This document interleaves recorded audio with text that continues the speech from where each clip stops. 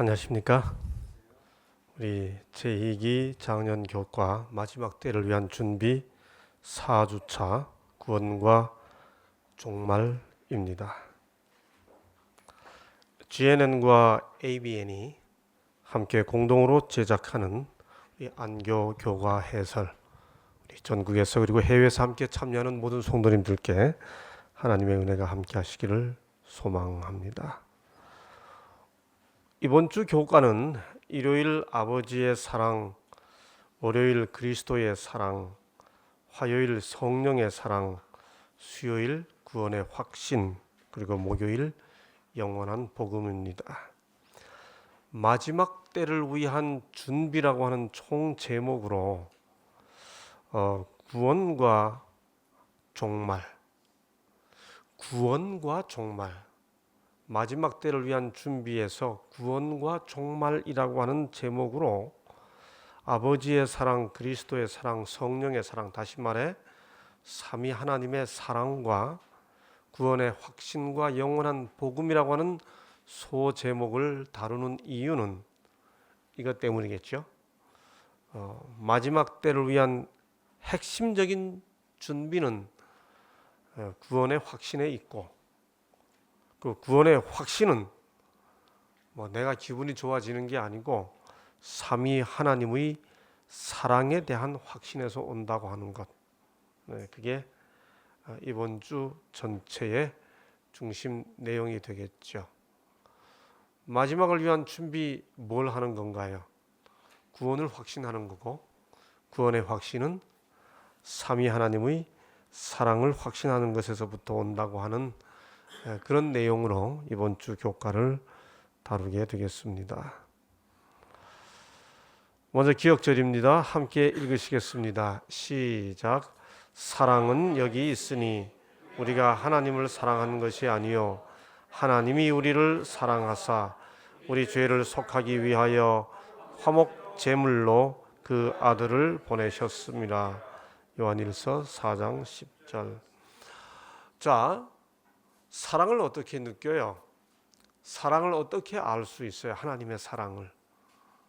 우리 여러 정서적인 표현을 동원해서 사랑을 설명할 수 있지만은 요한일서 4장 10절은 하나님의 사랑을 아주 증거를 가지고 제시하는데, 사랑은 여기 있으니 화목 제물로 그 아들을 보내셨습니다. 이것이 하나님의 사랑의 증거라고 하는 거죠. 사랑이 여기 있으니 그 아들을, 우리를 사랑하사 우리 죄를 속하기 위하여 그 아들을 화목 제물로. 여러분, 신약 성경에서 화목 제물이라는 표현은 3번 나와요, 우리말로. 그런데 여기 요한일서 4장 10절에 사용된 화목 제물이라는 단어와 똑같은 단어가 같은 요한일서에 나옵니다. 그 두 번을 다 살펴보면 보시는 대로 요한일서 2장 2절, 그는 우리 죄를 위한 화목 제물이니 우리만 위할 뿐 아니요 온 세상의 죄를 위하심이라. 여기 화목 제물이라는 표현이 힐라스모스라고 그래요. 보시는 대로 똑같은 표현이 아까 기억절 4장 10절에 나오는 단어와 똑같은 단어인데, 재미있는 것은 로마서 3장 25절입니다. 우리말로 로마서 3장 25절에도 화목 제물이 나와요. 우리말 성경에. 이 예수를 하나님이 그의 피로써 믿음으로 말미암는 화목 제물로 세우셨으니 그렇게 되어 있죠. 이것이 하나님의 사랑의 증거인데, 예수께서 화목 제물이 되셨다고 하는 게 하나님의 사랑의 증거인데, 여기 로마서 3장 25절에 사용된 화목 제물이라는 단어와 요한일서 4장 10절 기억절과 2장 2절의 화목 제물이라고 사용된 그 단어가 약간 달라요. 위에 거는 힐라스모스인데 로마서 3장 25절은 힐라스테리온입니다. 힐라스테리온이라고 하는 단어가 뭔가 하면, 여러분, 성소에 마당을 지나 성소를 지나 지성소에 들어가면 법궤가 있죠. 그 법궤 위 뚜껑을 흔히 뭐라고 그러나요? 시은좌, 그렇죠? 혹은 다른 말로 속죄소라고 하죠. 쉬운 자라는 말과 속죄소란 말은 똑같습니다. 그 법계 뚜껑을 그렇게 말하죠. 쉬운 좌, 은혜가 베풀어지는 좌, 자리. 그 쉬운 좌 할 때 그 자리를 힐라스테이리온이라고 그래요. 그러니까 이 단어는 로마서 3장 25절에 화목제물이라고 번역된 이 똑같은 단어가 다른 말로 하면 쉬운 좌 혹은 속죄소, 속죄소 하고 참여 부르잖아요. 똑같이 번역될 수 있는 단어입니다. 무슨 말인가요? 은혜가 베풀어지는 자리, 하나님께서 우리의 죄를 속하는 자리, 속죄소, 바로 그것이 화목제물이라고 하는 거죠. 이게 바로 하나님의 사랑의 증거라는 겁니다. 그래서 아버지 하나님의 사랑을 확인하고 예수님의 사랑을 확인하고 성령님의 사랑을 확인하는 것, 바로 이 사랑에 대한 확신에서부터 마지막 때를 위한 준비로서 우리 구원의 확신이 비롯된다고 하는 겁니다. 시대소망 22쪽에 보면 세상은 하나님에 대한 오해로 말미암아 어두워졌다. 음울한 그늘이 밝아지고 세상이 하나님께로 돌아가도록 하기 위해서는 사탄의 기만적 세력이 깨어져야 했다. 여러분 어떠세요? 우리의 의식 아주 깊은 곳에는 하나님은 사랑을 베풀어 주시는 분이시라기보다 너무도 많은 것을 정확히 아시는 분이시기 때문에 우리를 용서하시기에는 우리의 동기와 마음을 너무 잘 아시는 분이라고 하는 그런 생각이 늘 우리에게 지배적이지 않나요? 그래서 다 가릴 수 있어도 하나님은 못 가리니까, 하나님 앞에서는 가릴 수 없으니까 100번 들여다봐도 나는 구원받기에 자신이 없어지는 그런 하나님에 대한 그런 오해가 우리를 늘 지배하고 있지 않나요? 다 살피시는 주님, 모든 걸 다 아시기 때문에 절대로 용납하실 수 없는 분 같은 그런 오해, 그런 것으로 말미암아 세상이 어두워졌다는 거죠. 성경은 이미 구약에서부터 하나님에 대한 사랑의 하나님에 대한 선포를 여러 곳에서 반복하고 있죠. 출애굽기 34장에 보면 모세가 하나님의 영광을 보여달라고 그럽니다. 여러분이나 저나 다 하나님의 영광을 보고 싶어하는 간절함이 있죠. 모세도 마찬가지였습니다. 하나님의 영광을 내게 보여주옵소서 라고 말하자 하나님께서 당신을 반포하시죠. 여호와로라 여호와로라 하고 그 여호와, 하나님이신 여호와, 당신이 직접 선포하고 보여주시고 표현해 주시는 하나님은 어떤 하나님이신가요? 자비롭고 은혜롭고 노하기를 더디하고 인자와 진실이 많은 하나님, 그 하나님이 여호와시라고 주님이 직접 발표하셨잖아요. 인자를 1000대까지 베풀며 악과 과실과 죄, 어떤 분 신학자들은, 성경 주석가들은 여기 악, 과실, 죄 요 세 단어가 같은 뜻이 아니고 다 각각 다른 뜻이라고 설명합니다. 악은 일부러 짓는 죄, 과실은 연약해서 짓는 죄, 죄는 본성적인 죄, 뭐 이런 식으로요. 그것이 무엇이든 간에 하나님은 다 용서하신다 그 뜻입니다. 네, 그다음 이어지는 구절, 형벌 받을 자는 결단코 면죄하지 않고 아비의 악을 자여손 3, 4대까지 보응하리라. 이렇게 하나님께서 앞에서 분명히 말씀하셨음에도 불구하고 우리는 뒷부분에 더 꽂히는 경우들이 많죠. 결단코 면죄치 아니하고 3, 4대까지 보응하신다. 여러분, 그런데 이런 표현 우리 잘 읽어야 하죠. 용서는 1000대까지, 면죄치 않은 것은 3, 4대까지. 1000대와 3, 4대는 비교가 할 수 없잖아요. 그렇죠? 인자와 자비가 많으신 부분을 이렇게 설명하고 있는 거죠. 여호와는 은혜로우시며 자비하시며 노하기를 더디하시며 인자하심이 크시도다. 시편 145편 8절. 다 함께 읽으시겠습니다. 시작. 나 여호와가 말하노라. 너희를 향한 나의 생각은 내가 안하니 재앙이 아니라 곧 평안이요 너희 장래에 소망을 주려 하는 생각이라. 여러분, 하나님께서 내 생각을 내가 알아 이렇게 말씀하신 겁니다. 우리는 우리 생각을 잘 몰라요. 베드로가 모두 주를 버리어도 나는 따르오리다 이렇게 말했을 때 상황이 바뀌면 주님을 부인할 수 있는 연약한 마음이 자기 속에 내재되어 있음을 자신도 몰랐던 거죠. 제가 그래서 개인적으로 찬미 부를 때 그 찬미 가사 중에 조금 부담되는 가사가 모두 주를 버리어도, 그 찬미 가사는 꼭 그날 밤 베드로가 고백하는 그 고백 같아서 조금 부담돼요.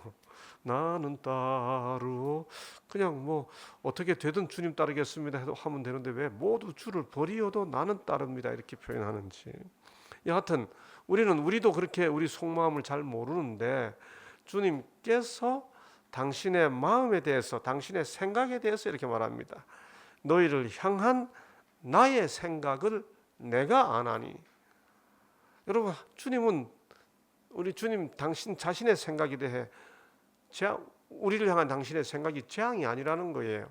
평안이고 너희 장래에 소망을 주고 싶어하는 생각을 가지신 분이 우리 하나님이시라는 거지요. 그러니 우리를 멸망시키려고 하는 생각이 아니라 우리를 구원하시고 우리에게 평안을 주시려고 하는 것이 주님의 생각이다 라고 하는 사실을 주님이 직접 말씀하신 거잖아요. 이런 주님의 말씀을 확신하는 것에서 우리의 구원이 확실해지는 것이지, 내가 내 기분을 확신하는 것에서부터 내 구원의 확신이 근거하고 있는 것이 아니라고 하는 사실, 주님께서 선포하시는 당신의 마음에 대한 것을 확신하는 것에서부터 우리의 구원이 확실해지고, 그것이 무엇보다 중요한 마지막 때를 위한 준비라는 것이죠. 너희 하나님 여호와가 너희 가운데 계시니 그는 구원을 베푸실 전능자시라. 그가 너로 인하여 기쁨을 이기지 못하여 하시며, 그 다음 구절 제가 참 좋아하는 표현입니다. 너를 사랑하시며, 사랑하시되 어떻게 사랑하세요? 잠잠히 사랑. 여러분, 이게 왜 잠잠히 사랑하시나요? 잠잠히 사랑하시며 너로 인하여 즐거이 부르며 기뻐하시리다. 앞에 구절, 앞 표현과 뒷 표현이 조금 충돌되는 것 같잖아요. 좋아서 즐거이 부르며 사랑을 잠잠히 하세요. 여러분, 우리가 누굴 사랑하면 사랑해 뭐 이렇게 소리 꼬락꼬락 지릅니까? 정말 사랑이 깊어질수록 잠잠해집니까? 틀림없어요. 진짜 사랑을 깊이 해주시는 어머니들, 부모님들은 아들아 너 사랑해 막 사랑하는 두 연인이 맨날 그냥 뭐 이렇게 보기가 민망할 정도로 쪽쪽 사랑해 이렇게 하는 것보다 부모님들이 자식 사랑할 때 정말 잠잠히 사랑하시죠. 잠잠히 사랑하시는데 부를 때는 어떻게 불러요? 아들아 하고 즐거이 부르시잖아요. 그래서 잠잠히 사랑하시고 너로 인하여 즐거이 부르며, 우리 이 구절이 너무 아름답기 때문에 이 구절 찬미가 있죠. 너의 하나님 여호와가 너의 가운데 계시니, 다 함께 그는 구원을 베푸실 전능자시라.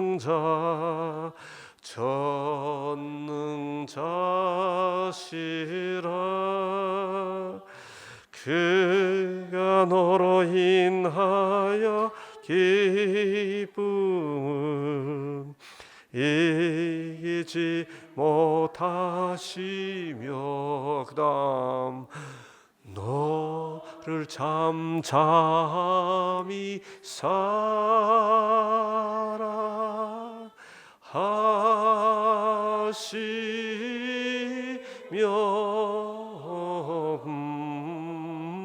즐거이 부르며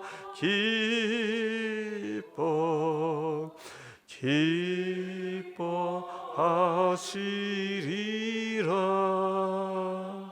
이런 구절을 참여를 부르면서 하나님의 사랑을 확신 못하면 안 되겠죠. 이렇게 반복해서 하나님은 우리를 향한 그분의 사랑을 표현하고 계십니다. 교과책에는 기록되어 있지 않습니다만은 우리를 향한 하나님의 사랑을 묘사하는 것 중에 어쩌면 가장 의미 있는 한 본문이라고 생각해서 시편 136편을 인용했습니다. 시편 136편은 이름하여 감사시입니다. 매 구절이 감사하라 감사하라 감사하라로 끝나죠. 1절로 3절에 보면 여호와께 감사하라, 하나님께 감사하라, 주께 감사하라. 그렇게 여호와, 하나님, 주라는 세 번의 찬송이 나오는데 이 시편 136편은 감사해야 하는 이유 세 가지가 나옵니다. 4절로 9절은 하나님이 창조했으니 감사하라. 10절로 22절은 우리를 구속했으니 감사해라.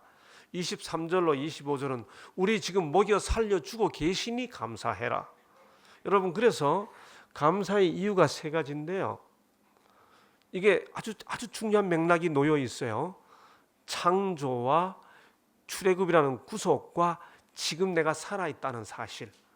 그러니까 창조, 구원, 현재 내가 살아있음이 나란히 같은 맥락에서 서 있는 거예요. 내가 지금 살아있다면 감사하고, 구원받았다면 감사하고, 창조되었으면 감사해라. 그래서 우리 모든 그리스도인들은 세 가지 이유로 하나님께 감사해야 됩니다. 그런데 이유는 세 가지일지라도 이 세 가지 이유 속에 다 공통적으로 표현되는 중요한 감사의 근거가 나옵니다. 그게 바로 뭐죠? 뭐 때문에 감사하라, 뭐 때문에 감사하라, 뭐 때문에 감사하라. 다 내 절이 그렇게 끝나지만 그 뭐가 영원함이로다? 인자하심이 영원함이로다. 그렇군. 여러분, 시편 136편은 감사의 시이기도 하지만은, 감사의 이유 세 가지를 알려주는 시이기도 하지만은 더 중요한 것은 하나님의 인자하심에 대한 시입니다. 한 절도 빠지지 않고 그 인자하심이 영원함이로다, 그 인자하심이 영원함이로다. 창조할 때도 하나님의 인자하심이, 우리를 구원함에서도 인자하심이, 우리가 지금 먹고 살고 생존에 있도록 하시는 일에도 인자하심이.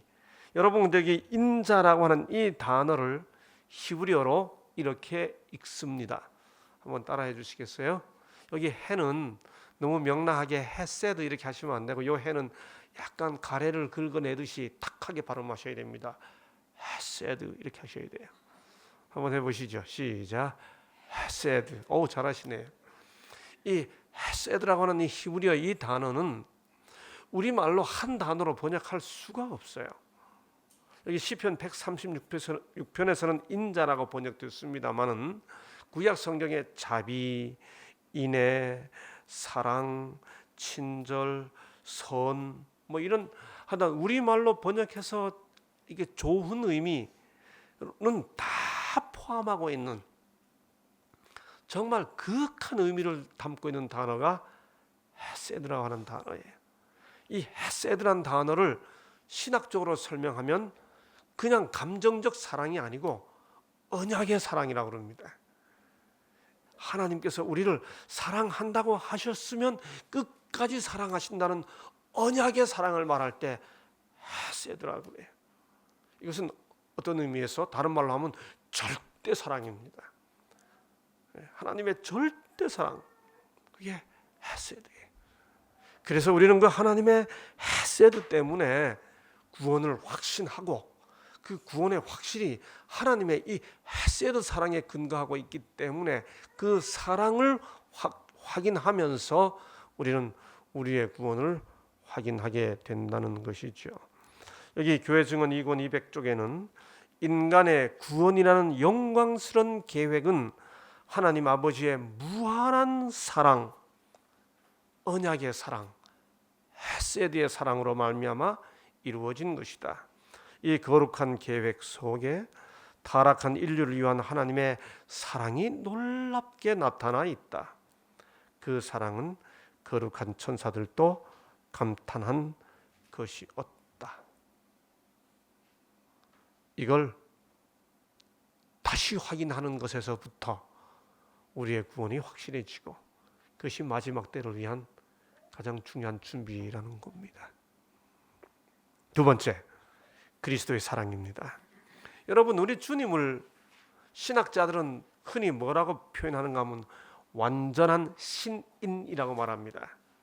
God man 그러죠. 예, 주님은 하나님이시면서 완전한 하나님이시면서 완전한 인간이시죠. 우리 교과책이 설명하고 있는 이 구절들을 제가 도표로 만들었어요. 주님이 하나님이라고 하는 표현은 뭔가요? 히브리 1장 3절에 보면 말씀의 능력으로 만물을 붙드시는 분이라고 예수님을 소개합니다. 그 다음에 골로새 1장 17절에 보면 만물보다 먼저 계시고 만물이 그 안에서 세움을 입는 분이라고 말합니다. 요한복음 1장 3절에 보면 지은 것이 하나도 그가 없이는 된 것이 없는 분이십니다.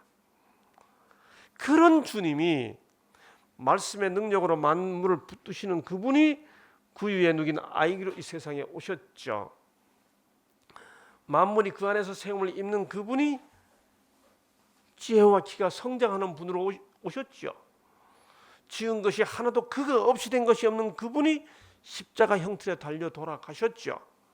이 완전한 인간, 완전한 하나님, 완전한 하나님이시면서 완전한 인간, 바로 이 사실에 다른 어떤 종교하고도 비교할 수 없는 우리를 향한, 나를 향한 주님의 사랑이 확인된다고 하는 것입니다. 자, 여러분, 우리 예수님 외에 우리가 흔히 4대 성인 그렇게 말하잖아요. 참 인류에는 위대한 선생님들이 많이 계세요. 그분들 위대한 가르침을 남기셨습니다. 저는 그분들의 가르침을 당연히 다 몰라요. 그러나 그럼에도 불구하고 확실히 제가 아는 것은 그분들이 인류를 위해 대신 죽으신다는 말씀을 스스로 하신 적이 없습니다. 인류를 위해 대신 죽지 않으셨어요. 설사 그분들이 인류를 위해 대신 죽으셨다 하더라도 그분들은 다 남자의 후손들이죠. 다 아버지가 계세요. 그렇죠? 우리 예수님은 아버지가 계시지 않습니다. 혈통 아버지가. 그분들이 설사 우리를 위해 대신 죽으셨다 하더라도 그 죽음이 나의 죄를 해결하는 그런 대속의 죽음이 되려면 그분들이 죄인이 아니어야 됩니다. 그렇죠?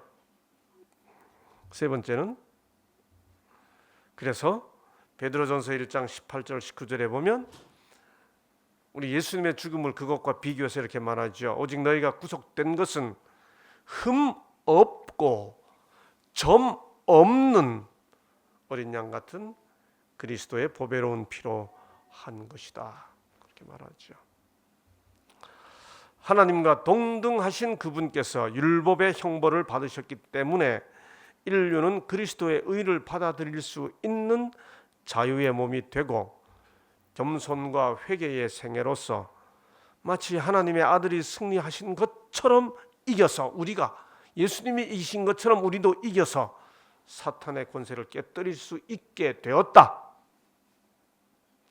이와 같이 하나님은 공의로우시며 또한 예수님을 믿는 모든 사람을 의롭다고 하는 분이시다.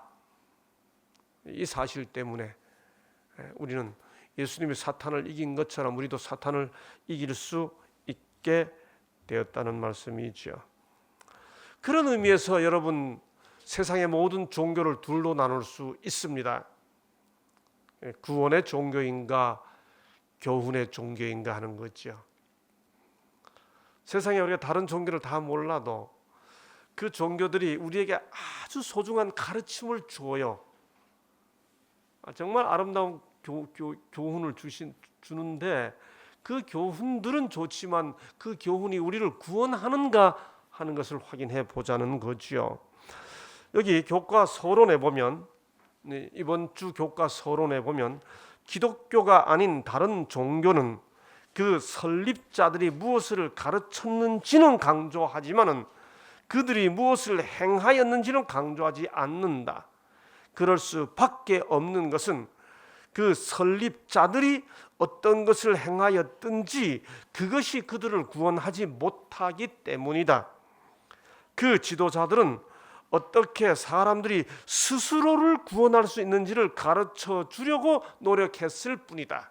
인간이 스스로 어떻게 자기를 구원할 수 있는지를 가르쳐 주었어요. 교훈의 종교지요. 그러나 기독교는 예수님의 가르침뿐만 아니라 그분이 무엇을 행하였는지도 강조한다. 이런 맥락에서 우리는 우리를 향한 주님의 사랑, 그 주님의 사랑을 확실하게 이해하기 위해 교훈의 종교와 한번 비교해 보도록 하겠습니다. 제가 모든 종교를 이렇게 둘로 한번 나눠봤습니다. 하나의 종교는 자기를 믿는 종교이기 때문에 스스로 자자 믿을 신자, 자기를 믿는 자신의 종교. 둘째는 주님을 믿기 때문에 주님을 믿는 주신의 종교. 이 자신의 종교는 자꾸 수양을 강조하죠. 수양. 그런데 주신의 종교는 중생을 강조하죠. 거듭남을 이야기하죠. 수양 100번 해야 뭐 고양이가 착해진다고, 표범이 착해진다고 무슨 강아지 되는 게 아니고, 표범은 착해져도 표범일 뿐이잖아요. 그 다음에 이 자기를 구원하기 위해서 자율, 자기가 자기를 통제하는 자율. 그러나 주신의 종교는 주님의 뜻대로 살아야 된다고 하는 신율. 자기를 믿는 종교는 교훈을 강조하죠. 그러나 주님을 믿는 종교는 사랑. 여기 이렇게 표시한 거하고 이렇게 표시한 거는 우리말과 한자가 똑같을 때는 이렇게 표시하고 우리말과 한자가 다를 때는 이렇게 표시합니다. 구분해 놓았습니다. 그래서 어떤 길을 갈 거냐 구분되는 거죠. 우리 다른 교훈의 종교들을 뭐 다른 데 가지 말고 우리 동양 종교 세 가지만 좀 비교해 보죠. 유불선이라고 그러잖아요. 여러분, 유교는 공자님과 맹자님으로부터 시작됐습니다. 공자왈, 맹자왈 그러잖아요. 여러분, 우리가 다 잘 모릅니다만 조심스럽지만 분명한 것은 공자님이나 맹자님을 믿는 게 중요한 게 아니고 그분들이 남기신 교훈, 다시 말해 인을 실천하고 수신제가 치국평천하, 그야말로 자기 몸을 가다듬고 집을 다스리고 그다음에 나라를 다스린 다음에 천하를 평정한다. 그야말로 유교의 5대 덕목인 인의예지신, 공자님이나 맹자님을 믿는 게 중요한 게 아니라 이분들의 가르침을 실천하는 게 중요해요. 사실 이 유교의 가르침들은 굉장히 하나하나 읽어보면 참 깊은 의미들이 있죠. 그러나 그 가르침보다 그 설립자들이 어떻게 살았느냐 하는 것은 중요하지 않습니다. 유불선, 동양의 3대 종교라고 그러니까 불교, 불교의 가르침 참 심오하죠.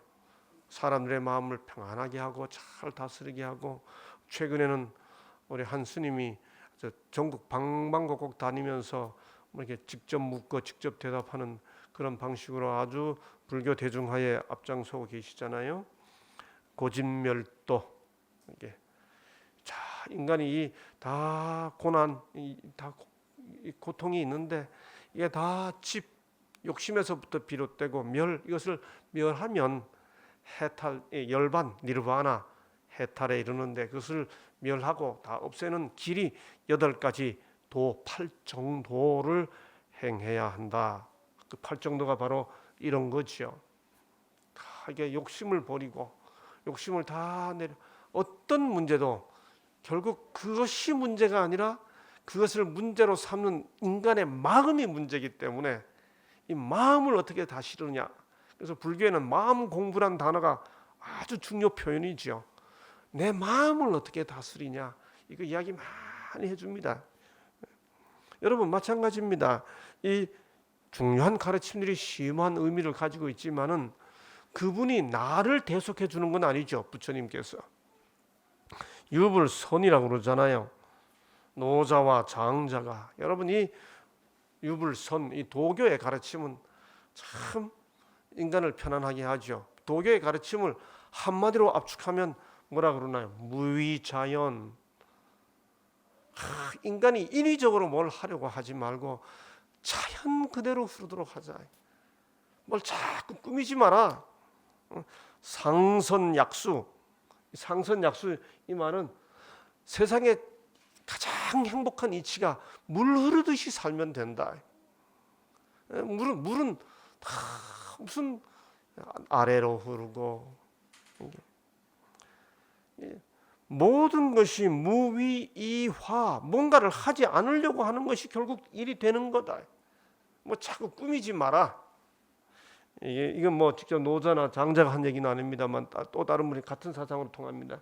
경물중생, 욕심이나 명예나 재물이나 이런 거 다 아주 가볍게 보고 삶 그 자체를 중요하게 생각해라. 이런 귀한 가르침들이 인간들을 행복하게 해준다고 생각하는 거지요. 중요한 것은 역시 가르침이에요. 그 가르침을 남긴 이 스승들이 어떻게 살았느냐 하는 것은 아무런 의미가 우리에게 대속의 의미나 이분들이 나를 사랑하고 뭐 이런 거 전혀 없습니다. 여기는 사랑의 개념이 없어요. 그분들이 나를 사랑했다고 하는 메시지가 없어요. 그분들의 가르침을 내가 지금 어떻게 실천하느냐 하는 것에 문제만 남아 있는 거지요. 그래서 이분들은 다 뭐라 그러나요? 결국 이분들이 가르친 모든 내용을 한마디로 요약하면 이분들이 가르친 것은 이것이 길이다. This is the way. 이렇게 하는 게 도다. 이겁니다. 여러분, 그런데 이분들은 자기들이 어떻게 살았느냐가 중요한 게 아니고 오로지 뭔가를 가르쳐 주려고 했을 뿐인데 이분들의 접근법하고는 전혀 달리 말씀하신 분이 있죠. 이렇게 하는 게 도야 라고 하는 많은 가르침을 주셨는데 우리 주님은 이것이 길이다 이렇게 말씀하지 않으시고 내가 길이다 이렇게 말씀하셨죠. 내가 길이다. 내가 진리다. 내가 생명이다. 주님은 내가 진리라고 이미 말씀하셨어요. I am the way. I am the truth. And I am the life. I am. I am. I am. Not this is. 세상 사람들은 다 this is the way. This is the truth. 뭐 이렇게 이야기했지만 우리 주님은 I am 이라고 말씀하시죠. 내가 길이요.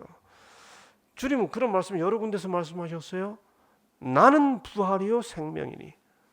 I am the resurrection and life. I am the bread of life. I am the light of the world. 나는 양의 문이. I am. 내가. 여러분 이렇게 말씀하신 분은 우리 주님밖에 안 계세요. 이것이 뭐다가 아니고 내가 뭐다 이렇게 말씀하신 거죠. 이게 아주 가장 결정적인 차이인 거죠. 이걸 아는 게 그리스도 사랑의 실체라는 겁니다. 여러분 예수님이 재판 받으실 때 빌라도가 물었죠. 진리가 뭐냐? 모든 대학 우리나라 최고 좋은 대학 정문에도 이렇게 그 대학 UI에도 이게 진리라고 하는 단어가 라틴어로 이렇게 쓰여져 있습니다. 여러분 빌라도가 진리가 뭐냐고 물었는데 예수님이 대답했어요, 안 했어요? 예? 이 중요한 질문에 예수님이 대답했습니까, 안 했습니까? 대답했는지 안 했는지도 모르고 계세요. 안 하셨어요. 대답 안 하셨어요. 왜 대답 안 하시나요? 이 중요한 질문에 빌라도가 그렇게 궁금해서 진리가 뭐냐고 물었는데 왜 대답 안 하세요? 안 하신 이유는 분명합니다. 이미 예수님이 다 말씀하셨잖아요. 내가 진리라고. 그러니까 만약에 빌라도가 진리가 무엇이냐 이렇게 묻지 않고 내가 진리냐 이렇게 물었으면 내가 말한 대로 내가 진리니라. 주님 그렇게 대답하셨을 겁니다. 이 사람은 진리가 누구라고 묻지 않고 진리가 무엇이냐고 물은 겁니다.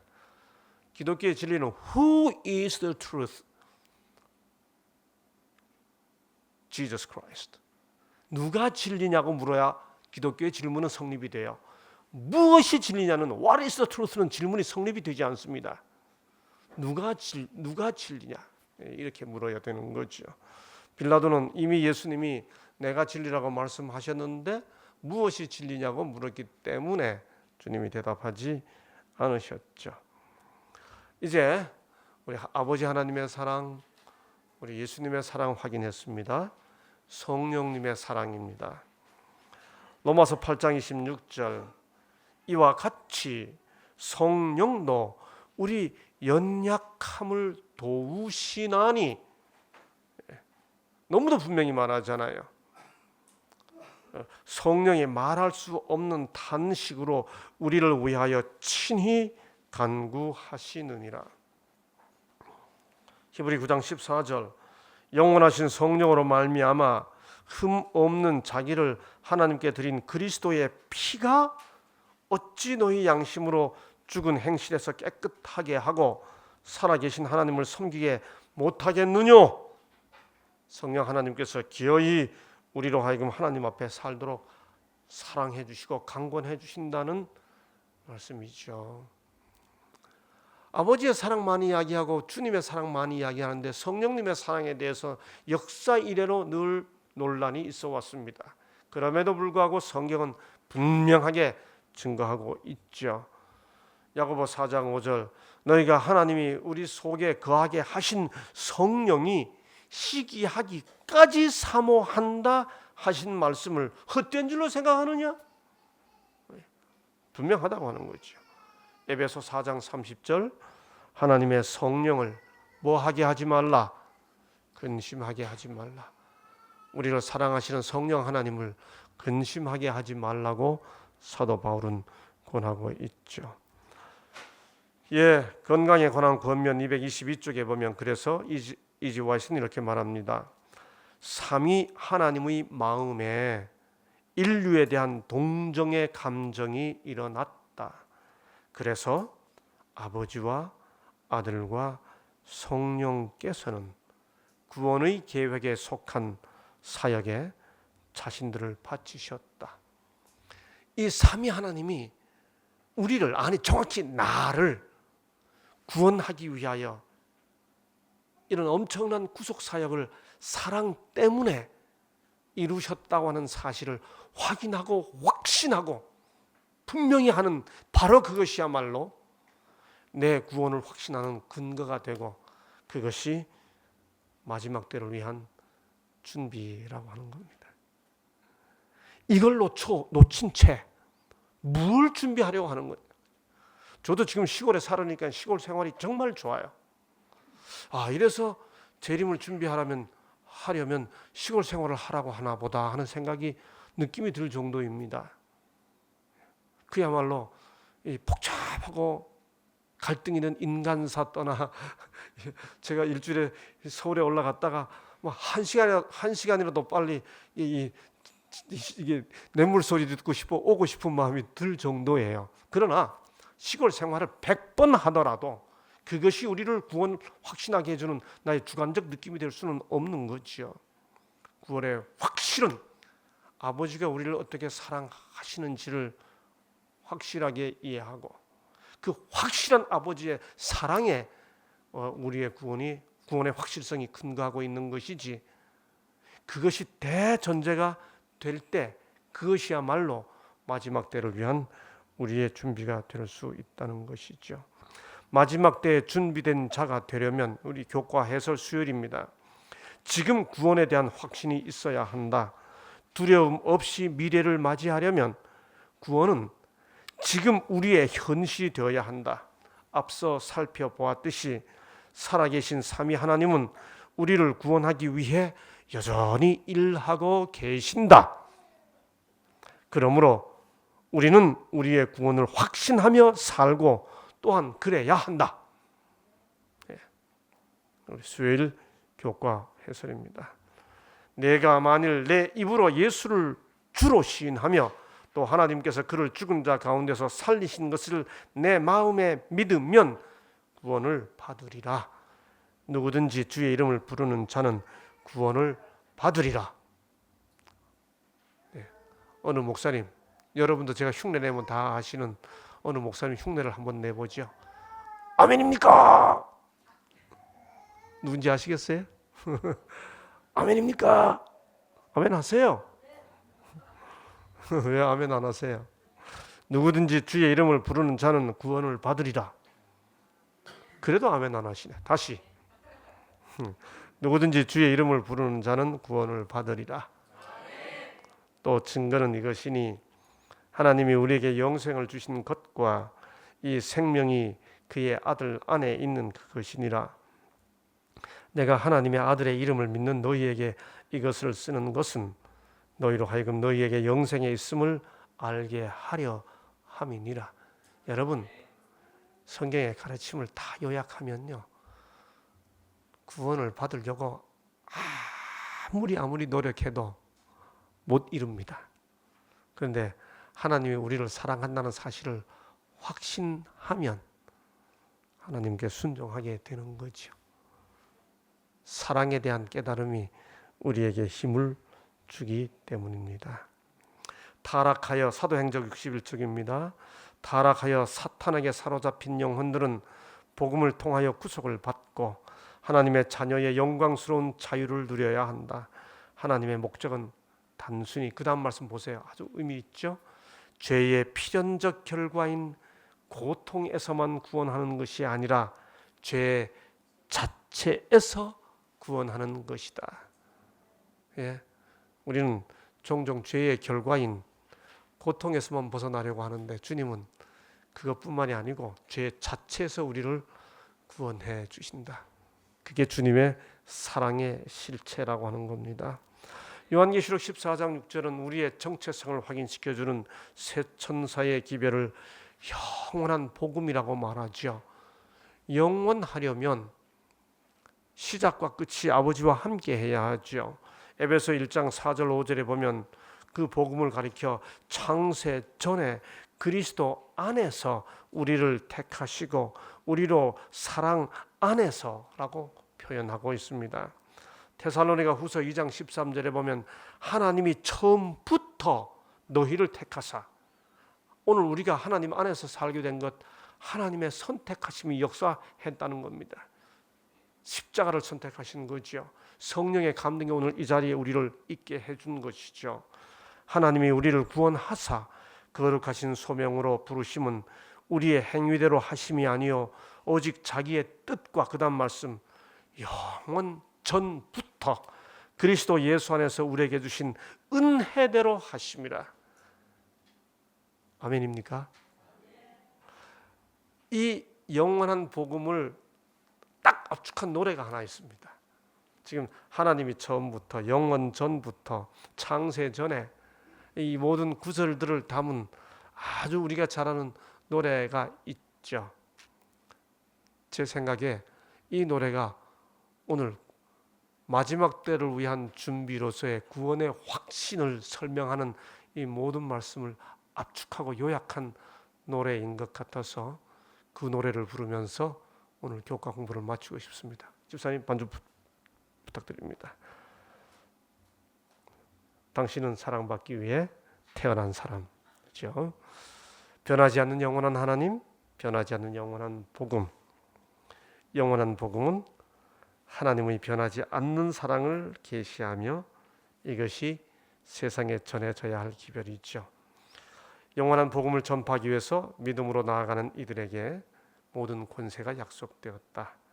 하나님의 종들이 영광의 보좌로부터 흘러나오는 살아있는 기별을 생생하게 전파할 때 진리의 빛은 타고 있는 등잔처럼 빛을 발하여 온 세상을 비추게 될 것이다. 이렇게 해서 오류와 불신의 어둠은 지금 하나님을 찾고 있는 이들의 마음속에서 추방될 것이다. 이것이 우리가 전해야 할 새 천사의 기별이고 이것이 영원한 복음으로서의 새 천사의 기별이라고 하는 거죠. 새 천사의 기별은 우리의 구원을 확증해 주시는 영원한 하나님의 사랑을 전하는 기별, 바로 그것이 새 천사의 기별이라고 하는 겁니다. 그래서 이렇게 노래하는 겁니다. 당신은 사랑받기 위해 태어난 사람, 당신의 삶 속에서 그 사랑 받고 있지요. 태초부터 시작된 하나님의 사랑은 우리의 만남을 통해 열매를 맺고 당신이 이 세상에 존재함으로 인해 우리에게 얼마나 큰 기쁨이 되는지, 당신은 사랑받기 위해 태어난 사람, 지금도 그 사랑 받고 있지요. 우리 삼육대학교 봉사대 대원들이 일본에 가서 거리에서 이 노래를 불렀습니다. 그 한복을 입고 노래 부르니까 처음에는 일본 사람들이 그저 구경사만 모여들었는데 그 중에 한 청년이 2절을 부를 때 일본어로 이걸 번역해서 불렀습니다. 그 노래를 들은 일본 사람들이 섰다가 울기 시작합니다. 다 사랑이 터치한 거죠. 태초부터 시작된 하나님의 사랑이 우리의 만남을 통해 열매를 맺기를 바라는 영원한 복음을 전하는, 그래서 마지막 때를 위해 구원을 확신하게 되는 계기가 되기를 바라면서 다 함께 부르겠습니다.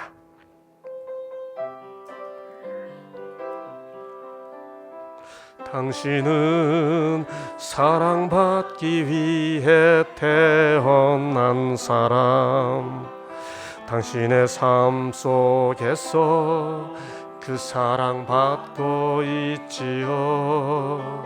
당신은 사랑받기 위해 태어난 사람, 당신의 삶 속에서 그 사랑받고 있지요. 태초부터 시작된 하나님의 사랑은 우리의 만남을 통해 열매를 맺고 당신이 이 세상에 존재함으로 인해 우리에게 얼마나 큰 기쁨이 되는지.